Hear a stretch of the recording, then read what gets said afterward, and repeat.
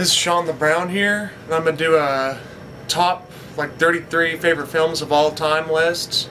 Figured I'd just go ahead and do one and show y'all. I'm not really going to go in depth with them because this video would run way too long.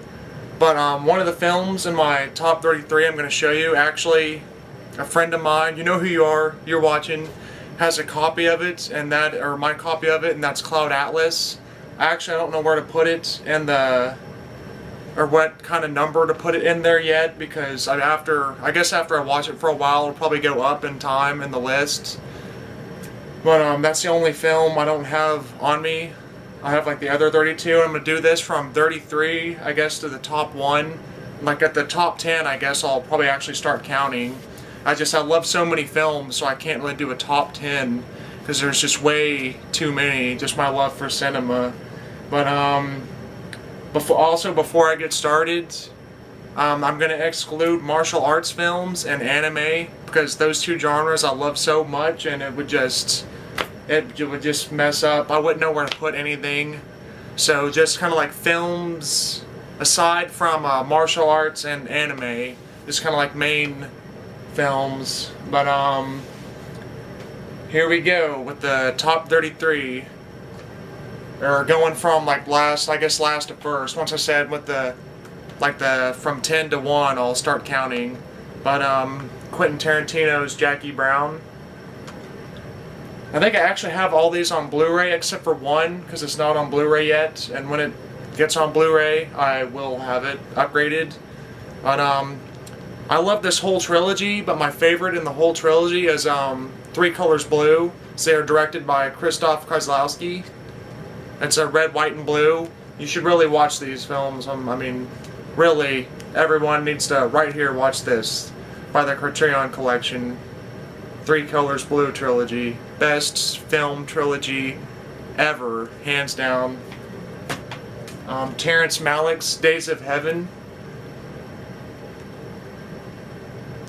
I guess I could say a lot about amazing camera work and all these films, but you know what, they all have their own style, so I'm not even going to go into that. Nicholas Winding Refn's Drive. Great ode to the 80s right here. Quentin Tarantino's Inglourious Bastards. Try to keep these in stack on the other side so they don't fall off. Brian De Palma's Blowout. If you want to learn how to make films, just watch this film. It's like Film School 101. Seriously, just watch this. There's so many different types of camera shots, it's ridiculous. Brian De Palma. Luc Besson's Leon the Professional. Hopefully Luc will make more films like this. I'm keeping my fingers crossed. Luc makes some more amazing films. Ridley Scott's Legend. My favorite 80s fantasy film. And this is the one that's actually not on Blu-ray yet. It's actually not directed by John Hughes, but I count it as a John Hughes film. And that is Some Kind of Wonderful. My favorite Hughes. It's actually directed by Howard Deutch, but it's John Hughes, everyone knows. Please, who is this by? Paramount, please release this on Blu-ray soon, please. Best 80s romance, coming of age, amazing soundtrack, film, whatever. My favorite John Hughes, right there, Some Kind of Wonderful. Andrea Arnold's Fish Tank. This is actually probably my favorite coming of age film. Yeah, just watch it. Just watch this. You need to watch this. You cannot have this in your top movie collection, or you cannot not have this. David Lean's Lawrence of Arabia, the most epic, grand scale movie ever made. Just watch all of these. This runs 4 hours. If you don't like it, whatever. It's just truly, I mean, just watch it. Yeah. Akira Kurosawa's Kagemusha. This is how you use color on film. This is how you do it. It's right here. For a man that made almost entirely black and white films, when he made the conversion over to color, this and Dodeskidin, Yeah, watch this. The Veskidin's like lower on the list, but watch that too. Just watch Akira Kurosawa. David Cronenberg's Videodrome. It's like my all-time favorite 80s 80s visual effects. You're in for I guess a hell of a movie. Videodrome, if you watch this. These are back-to-back, kind of like tides, because they're just so ridiculously just damned amazing. Sergio Leone's Once Upon a Time in the West. Tied for my favorite spaghetti western of all time. Ennio Morricone's soundtracks. Sergio Leone's visual and the way he tells his stories. Sergio Leone's Good, the Bad, and the Ugly. You knew that was coming. Come on. The best, like, final showdown in a film ever. The greatest Mexican standoff in a film you ever see. David Lean's Dr. Zhivago. I love the blue. I got the book for this. It was expensive. It was out of stock for a while. I was kind of pissed at myself I didn't get it. Then it came back in stock. I was like, I have to grab this. My favorite David Lean movie. This should be in my top 10. It really should. There's just so many movies I love. Watch this. Just watch them all. Quentin Tarantino's Pulp Fiction. Another film that's like I said, I can't have a top 10. I should rank it up more, but I keep finding more and more directors and more films. And their other filmmakers just kind of keep passing Quentin, but Quentin will always be one of my all-time favorites.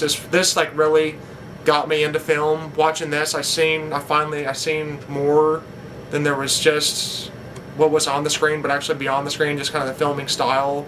I realized there was more to it than just simply watching movies, and that's when I really wanted to get into filmmaking. Was Pulp Fiction. Just Samuel L. Jackson. Watch this. These are all great in this box set, but my all-time favorites is Ridley Scott's Alien, the first film. I just love Ridley's visual style. A lot of like sexual subtext throughout the film that's kind of hidden in there. Just, I mean, a simple, pisses me off, such a simple film and just ridiculously amazing. I love all of them. I love James Cameron's Aliens, of course, David Fincher, my favorite director. Alien 3, even Jean-Pierre Genet's Resurrection, which he's got a new film coming out. But yeah, Alien, you've probably seen these. David Fincher's The Social Network, Editing School 101. This and the other Fincher film I'm going to show. You watch this and you watch the other film. This is how you put movies together. Next up right here, this is how just all of his films just friggin' blow my mind. He probably would be tied for David for my favorite director. That is Wong Kar-wai's Fallen Angels. This man's visual style, storytelling style, the way they use the camera, the way they use the songs and the music, greatest kind of, I guess they are romance films. I guess they're kind of like just everything romance, from drama to feel-goods, all around. It all deals with romance, but this film, this should be in my top 10. They all should be in my top 10. It's not fair. But Wong Kar-wai, I love Wong Kar-wai. Him and David Fincher are my top 2 directors working today. His films just friggin' blow my damn mind. And this is actually right here, another Wong Kar-wai. My favorite romantic-wise Wong Kar-wai, the feel-good film, is Chungking Express. My favorite romance film of all time. You have to watch these. I mean, Tony Leung, greatest Chinese actor. The film, you cannot have a greatest film collection without this, and that's Martin Scorsese's Taxi Driver. I love the box on this on Blu-ray. It's just awesome. One of my all-time favorite scenes. Are you talking to me? Are you talking to me? You're too slow. Yeah, there it is. You talking to me? It's like one of my top 10 favorite. This is just De Niro and Scorsese at their best. I mean, this should be in my top 10. This is actually 11 now. So we're getting them. It's kind of like this in the next film. It's like, I don't know where to put them. Because I just love, like I keep saying, I really love the films. But now we're into the top 10. That was 11. And this is David Fincher's The Girl with the Dragon Tattoo. This is the other film Hopefully you saw the Taxi Driver. If you didn't, I think it was on before the camera went off. When it gets to 10 minutes, it just 9:59 it drops out. But yeah, editing 101 again. Love this film. It really is a fucked up film, I'm not gonna lie. But I just love the casing on this. Elizabeth Salander, Rooney Mara should have, in my opinion, should have won the Oscar. And Mikhail Blomkvist. I've even got the poster of this over there. Seen this like 16 times. I just love the editing and the music in this is just, I mean, the whole film. This is not for everyone. Definitely rated R. Watch this at your own risk. There's a certain few scenes. Very, David Fincher really just loves dark films, if you know Fincher. But yeah, The Girl with the Dragon Tattoo. So that was like 10. Here's 9. This film, I'm just gonna cuss, blew my fucking mind. Sorry for the language, but I don't know why I held off on this one. I've watched Chungking Express and them so many times. This is Wong Kar-wai's In the Mood for Love. I guess this would be a tie for my favorite romantic film with Chungking Express. But holy Jesus, like one of the most beautiful films ever made, ever. You have to watch this like a few times to really kind of grasp everything, and like the camera style, the visuals, just, oh my god. It's just, watch this right here. This will blow your bleeping effing mind. If it doesn't, then I'm a failure. But this blew my mind. I don't know why I held off on watching this. I was waiting for it to come on Blu-ray. I think that's why. But just watch this. It'll blow your damn mind. That's like I should stop talking about this, but this is, you want to know how to make a movie? That's how you make a movie right there. And you'll kind of really have to kind of question the ending. I kind of got an idea for it, but I might actually make some reviews on these later and really go into them. I just wanted to make the all-time favorite list. And what was that? That was 9. Yeah, this is 8. This should be like, I don't know where to number this, because this is the movie that blows my fucking mind way so much. Like everybody, I avoided this film for the longest time because it's just, I watched the trailer, it looked boring, and this film isn't for everybody. It runs at a slow pace, like nothing yet everything happens. It literally, there's a scene where it like it blows the guy's mind, and that is Stanley Kubrick's 2001 Space Odyssey. Stanley Kubrick is my all-time favorite director. It's my favorite movie of his. You know how I said the last movie was how you make movies? So this is also how you make movies. Every movie up from here on out is how you make films. You just watch these and you'll know how to make good films. Just watch this. You probably won't understand it. I could go into, there's some good theories on what this is about. I've got a theory on what it's about, and I might actually do that in a review. But Stanley Kubrick's 2001 Space Odyssey, get ready for the ultimate mind trip. Number 7 is Francis Ford Coppola's Apocalypse Now. Holy Jesus. If you have not, I love this Blu-ray set.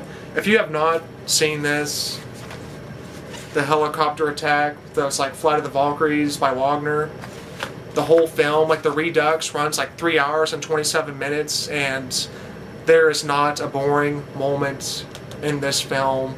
Brando and Sheen, or Martin Sheen, at their friggin' best. There's an early performance in this from who plays Morpheus. What's his damn name? He goes by actually a different name in this. I can't think of his damn name. I know it didn't slipped off the top of my mind. So if you remember his name, say it in the comments. I know his name, I'm just losing it. I know it, but it's there and it's blank. But yeah, Apocalypse Now. How can you not? If only they still made movies like this. How can you not love that? This is number 6, Michael Mann's Heat. This is how you make a heist film, cop saga film, crime robber, or cops and robbers film. Al Pacino, De Niro at their best. 2 of the greatest actors ever. All the actors in this. The way they tell everyone's story, very emotional, very realistic with the characters and the way the story plays out. Greatest shootout scene ever. Most realistic shootout scene. I'm not really much of a fan for Michael Mann. This is just this one film that blows my mind ridiculously. The songs in this are just perfect. The way at the beginning De Niro rides in on the train, and then the very end, that final standoff between Pacino and De Niro, where he's like, "I'm never going back," and they're like holding hands. It's kind of like they're the only they actually. Like nobody, they're kind of like they could actually understand each other more than anybody else could understand them. But yeah, Michael Mann's Heat. David Fincher's Fight Club. My favorite Fincher film. I just love, just watch Fight Club. Just watch it. Number 4, love the steelbook on this. Brian De Palma's Scarface. I don't think I really need to go into description on this. Say hello to my little friend. Every dog has his day. So many lines. I could say a lot of them, but they all use the F word mainly. One of the greatest 80s soundtracks ever. My second favorite shootout scene, if you've seen it, the final scene, the downfall of Tony Montana, Scarface. In my top 3 now, The Archers, Black Narcissus, which The Archers is Michael Powell and Emmerich Pressburger. This is like my personal favorite for the most beautiful film ever made. I love the Technicolor. This, every second, you can pause the film. It's a true work of art. Like you just pause the film blankly, and you've got a work of art on the screen. This, I love, like this and The Red Shoes, the most, like the best Technicolors ever. With The Archers, like kind of like the confliction of like the darkness within trying to overcome. You've got like your angel on this shoulder, and you've got your little devil on this shoulder, and that's what the film kind of deals with, is that constant conflict within us all of everyday life of trying to do the right thing, I guess, morally.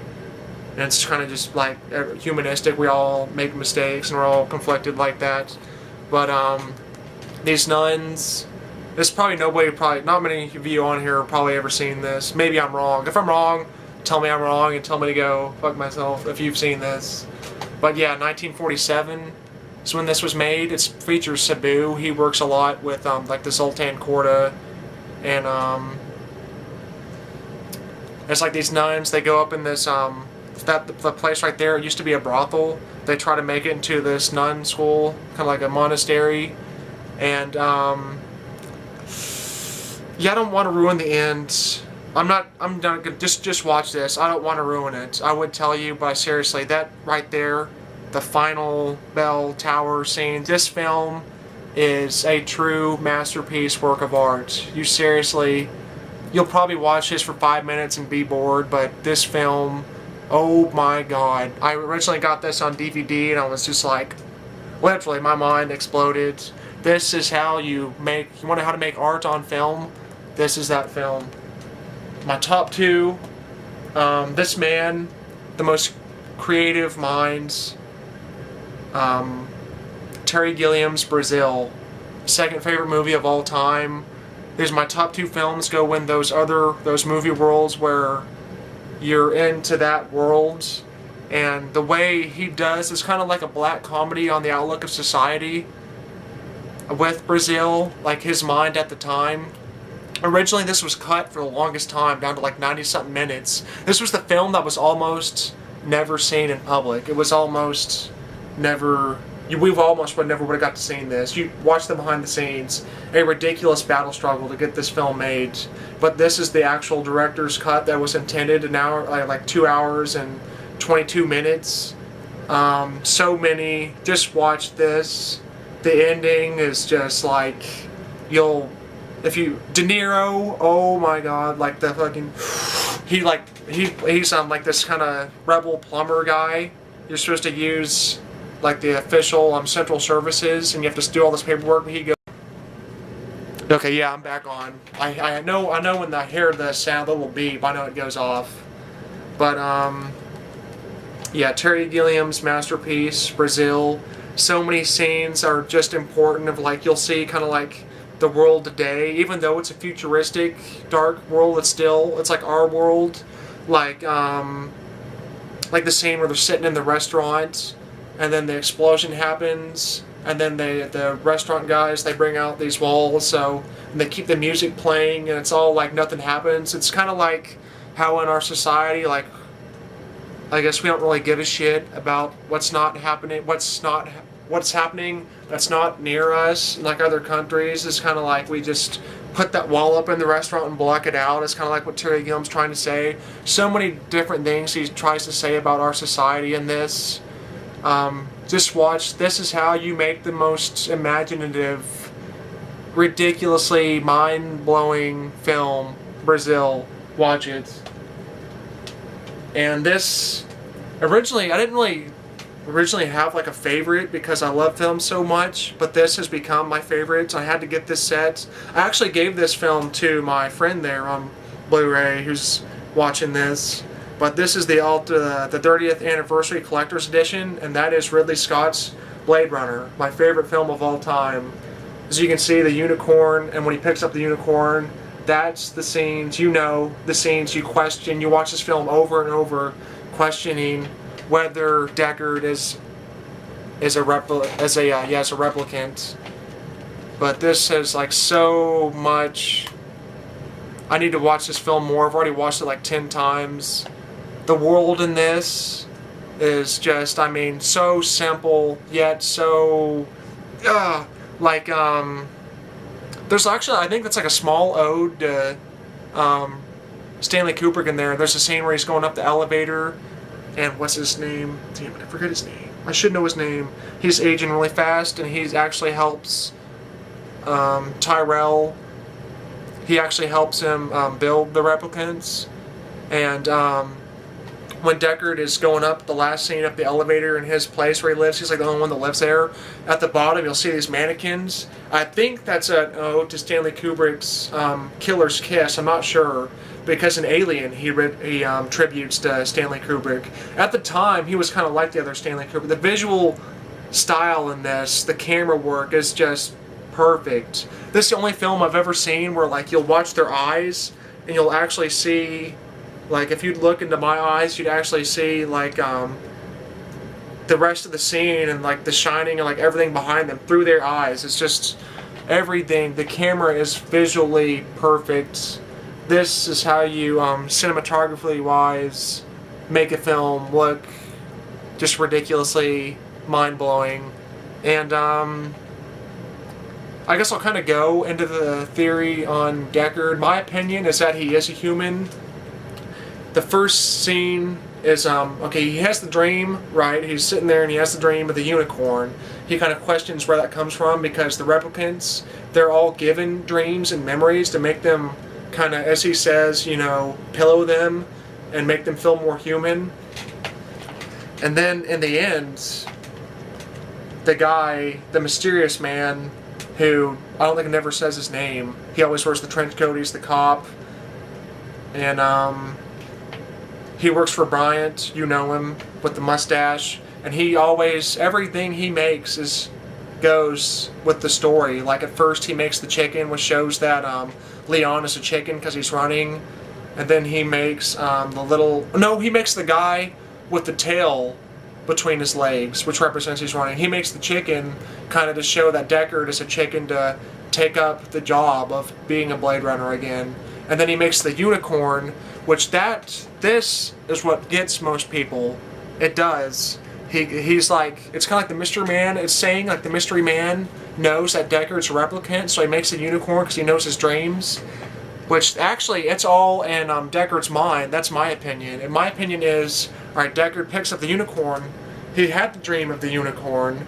So he's like, wait a minute, am I a replicant? It's kind of him questioning himself because he becomes attached to the replicant, Rachel.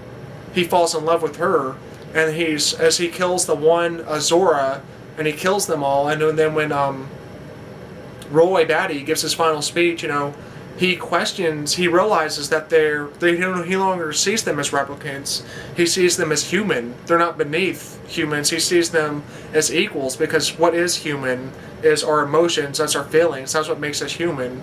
So then when he looks at the unicorn, he questions himself whether or not he is a replicant or a human, which it's just his questioning and his thinking of it all over time that comes to that choice or decision of that, which that's what gets most people, is because they look at it and be like, oh, he's a replicant. But my opinion is the story doesn't make sense if he is a replicant. He's a human, but he looks at it and that's like his realization that he's on like the same level as replicants, that they're no longer replicants. They, in his eyes, they're people just like me and you, that we're all human.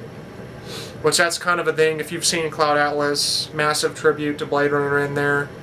But that's my theory, is it's all in Deckard's mind of him wondering if he's a replicant because of the whole ordeal of him being a Blade Runner, having to terminate their replicants. That's why he thinks he might be a replicant. So that's the mind-blowing part of the film that makes you go back and watch it over and over again, and you always wonder, is Deckard a replicant? That's why. Another little fun thing I noticed from one of my friend's favorite games there, Fallout New Vegas, there's a gun called That Gun. It's actually the Blade Runner gun, if you ever played that game. That's a little throw-in trivia. Yeah, that's my favorite film of all time, Blade Runner. That's like my top 33. Didn't show Cloud Atlas because it's at your house. But those are, my top 33, and I want to see a list. Or, you don't have to do a video, I guess. You can just put them down below in the comments. But a list of what's your favorite films. And if you go up there to my subscribers, my subscribers up there in the corner, you'll see the file Ricky Horton. Go to him, check him out. We just made a little parkour video together. And that is my top 33 favorite films of all time. And what are your top movies? Let me know in the comments below or video response. Sean the Brown here, signing out.